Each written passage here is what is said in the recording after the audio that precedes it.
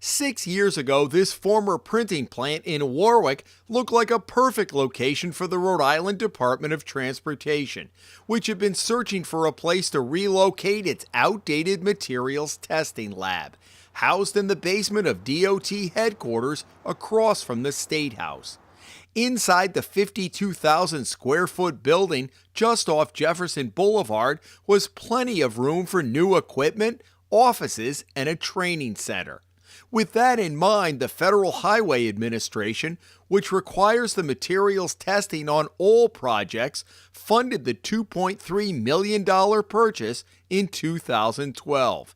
The estimated cost for renovation, $4.5 million. By the time Peter Alviti took over as director of DOT in early 2015, that renovation estimate had more than tripled. The history of this thing showed to escalate from a $4 million original cost to a $14 million estimated cost.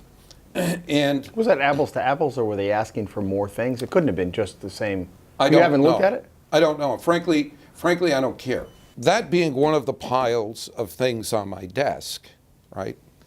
In addition to broken bridges and decayed roadways, I kind of put it off to one side and focused our priorities here at DOT to rebuilding the roads, rebuilding the bridges, and developing a long-range plan and reorganizing DOT. But 3 years have gone by and the Federal Highway Administration has been asking about the $2.3 million it invested with nothing to show for it. In the FHA's mind, a year goes by, 2 years go by, we're now in the third year. What's happening to our money? You had discussions with them about, yes, was there a little pressure from the feds to do something with the property? They've been very patient with us. They now are beginning to get a little bit impatient in that, they'd like to see us bring that facility to fruition with the initial investment that we made in it. And we'd like to too.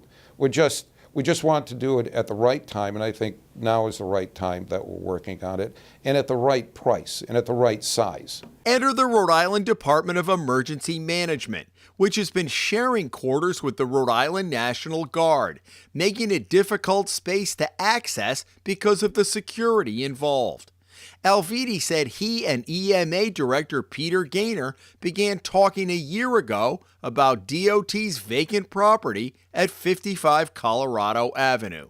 The Hummel report has learned that Gaynor is cobbling together funding for a $15 million renovation that would transform this space into a new EMA headquarters, with a huge increase in office and training space.